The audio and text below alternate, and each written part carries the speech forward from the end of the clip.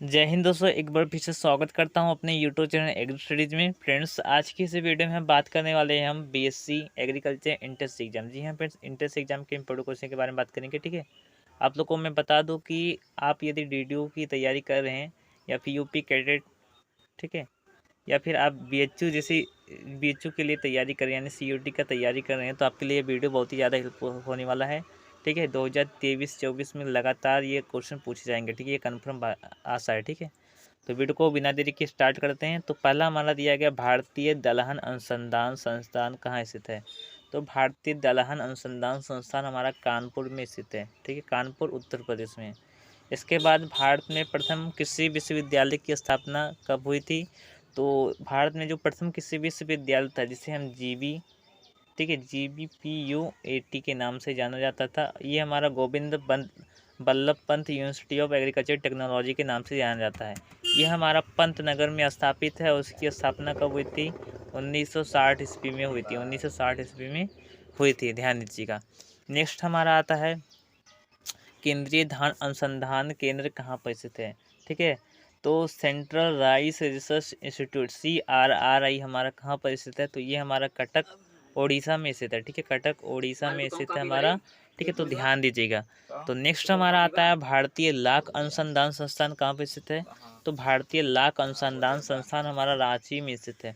ठीक है, नेक्स्ट हमारा आता है 5वें नंबर पर, राष्ट्रीय सरसों अनुसंधान संस्थान कहाँ पर स्थित है या फिर केंद्र कहाँ पर स्थित है।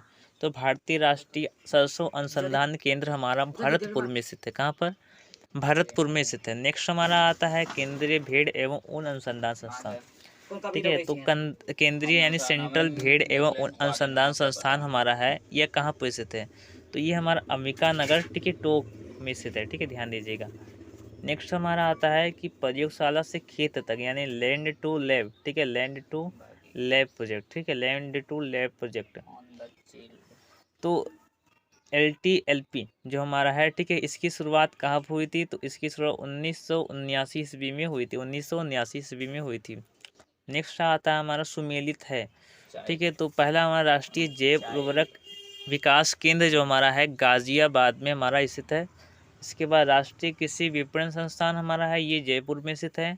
राष्ट्रीय पौध संरक्षण प्रशिक्षण संस्थान हमारा है, ये हमारा हैदराबाद में है।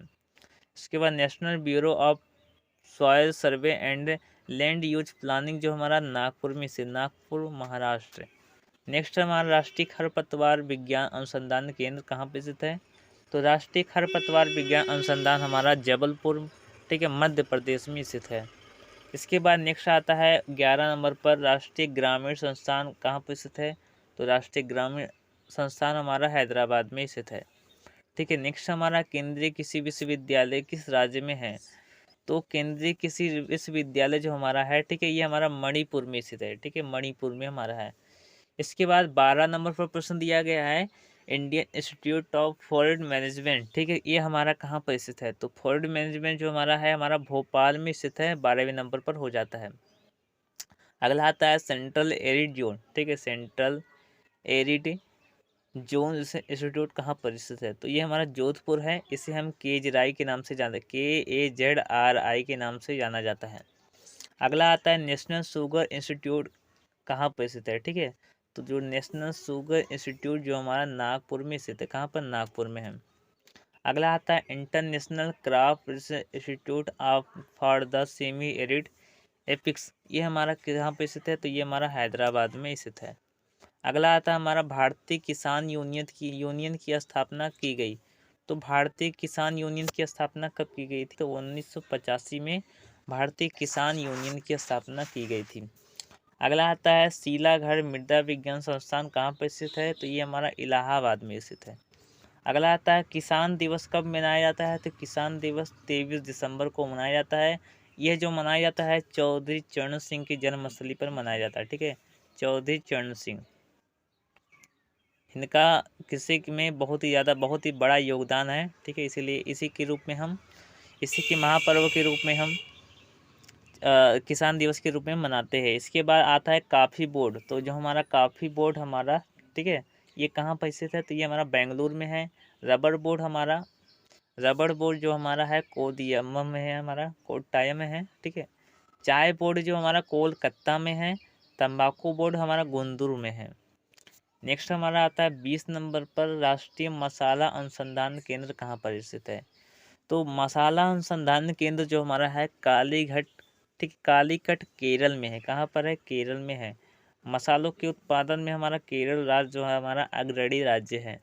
अगला आता है गांव में स्वयं सहायता समूह बनाया जाता है तो सदस्यों के स्वास्थ्य सहायता के लिए, ठीक है। यानी जो स्वयं सहायता जो समूह बनाया जाता है वो स्वयं के सदस्यों के स्वयं सहायता के लिए बनाया जाता है। कोई आर्थिक रोजगार के लिए बनाता है, ठीक है, तो इस प्रकार से बना सकते हैं। नेक्स्ट आता है केंद्रीय उपोष बागवानी संस्थान कहाँ पे स्थित है? तो ये हमारा लखनऊ में स्थित है। सस्य वानिकी का राष्ट्रीय शोध केंद्र कहाँ पर स्थित है? तो झांसी में है।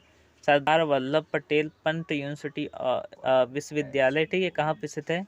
तो सरदार वल्लभ पंत यूनिवर्सिटी हमारा जो है मेरठ पे स्थित है, ठीक है। अगला हमारा आता है हरित क्रांति में प्रयुक्त प्रमुख फसल कौन कौन सी है? तो हरित क्रांति में जो प्रमुख जो फसल है वो हमारी मैक्सिकन गेहूँ है।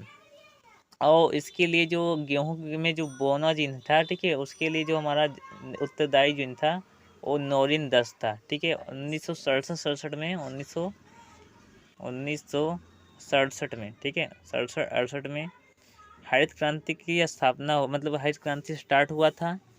3 चरणों में हरित क्रांति चालू हुआ था, ठीक है, ध्यान दीजिएगा। अगला हमारा आता है किस राज्य में हरित कृषि प्रारंभ की गई? तो हमारा जो पंजाब राज्य है, ठीक है, तो पंजाब राज्य में हरित कृषि आरंभ की गई थी, ठीक है।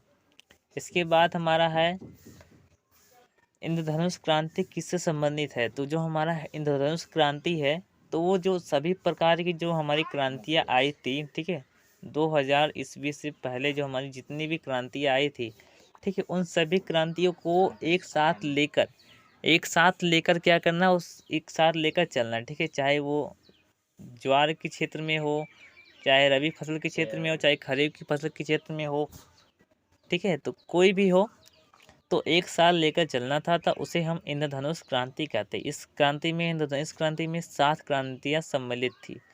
अगला आता है भारतीय चावल शोध संस्थान हमारा कहाँ पर स्थित है? तो हमारा भारतीय चावल शोध अनुसंधान जो हमारा है ये हमारा कटक उड़ीसा में है, ठीक है। नेक्स्ट आता है रबी फसल की बुवाई की जाती है। तो रबी फसल की बुवाई आमतौर पर सभी लोग जानते हैं अक्टूबर से नवंबर में की जाती है। फिर अक्टूबर से दिसंबर के बीच में जो की जाती है बुआई उसे हम रबी फसल कहते हैं। 67 नंबर पर सामान्य फसलें उगाने के लिए उर्वर भूमि का पीएच मान कितना होना चाहिए? तो 6 से 7 पीएच होना चाहिए या फिर 6.5 से 7.5 होना चाहिए। अगला आता है भारत में फसल बीमा योजना कब स्टार्ट हुई थी? तो 1985 में स्टार्ट हुई थी भारत में फसल बीमा योजना। उत्तर प्रदेश में सस्य जलवायु क्षेत्रों की कितनी संख्या है? तो 9 है, ठीक है। यदि मैं अ, यदि मैं पूरे भारत की बात करूँ तो पूरे भारत में जो सस्य जलवायु क्षेत्र है या फिर एग्रो क्लाइमेटिक जोन है 15 है। यदि ICI अकॉर्डिंग देखा जाए तो 127 है। अगला हमारा आता है विशेष किसी योजना का संबंध है तो किसी पदार्थों के निर्यात में उछाल, ठीक है, से है हमारा। इसके बाद भारतीय हरित क्रांति की जन्मस्थली मानी जाती है। तो भारतीय हरित क्रांति की जो जन्मस्थली पंतनगर से मानी जाती है। पंतनगर में ही हमारा प्रथम भारतीय कृषि विश्वविद्यालय 1960 में स्थापित हुआ था। यहीं से हमारे जो डॉक्टर MS स्वामीनाथन जी थे हमारे शोध स्टार्ट किए थे, ठीक है, और यहीं से पूरा कार्य करता हमारे यहाँ से स्टार्ट हुआ था हमारा 1960 से ही। और हमारा पंतनगर यानी GBPUAT यानी जो प्रथम विश्वविद्यालय था तो वहाँ से हमारा स्टार्ट हुआ था। इसके बाद हरित क्रांति सर्वाधिक लाभान्वित राज्य है।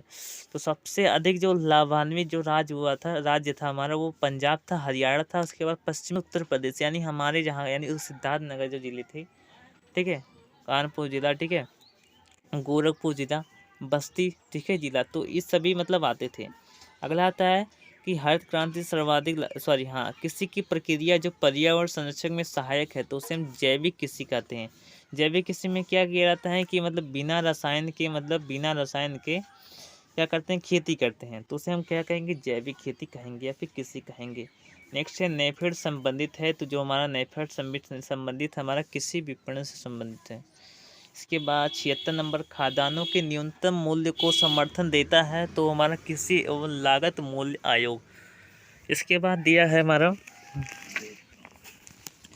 इसके बाद हमारा क्या दिया, भारत में कृषि को वित्त देने वाली शीर्ष संस्था कौन सी है। तो भारत में जो कृषि को वित्त देती है हमारी, वो नाबार्ड देती है, जिसका पूरा नाम national bank of agriculture rural and development, ठीक है, नाबार्ड देती है। अगला हमारा आता है राष्ट्रीय खाद्य सुरक्षा मिशन से संबंधित फसलें हैं, तो हमारा गेहूं एवं चावल और दालें संबंधित है।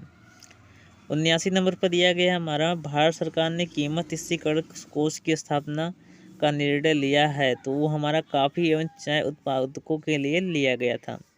80 नंबर पर हमारा है कि भारत की फसल में से किस फसल के अंतर्गत उसके शुद्ध सकल कृषिचित क्षेत्र का सर्वाधिक प्रतिशत है, तो हमारा गन्ना है। तो आज की इस वीडियो में टोटल 80 प्रश्न देखे हैं, ठीक है, जिनमें से टोटल हमने 50 क्वेश्चन दिए हैं, देखे हैं, ठीक है। तो आज की वीडियो में बस इतना ही, नेक्स्ट वीडियो में मिलते हैं। ऐसे बेहतरीन वीडियो पाने के लिए चैनल को सब्सक्राइब करें, ठीक है, और वीडियो को लाइक करें और ज़्यादा से ज़्यादा शेयर करने की कोशिश करें। तो धन्यवाद, जय हिंद, जय भारत।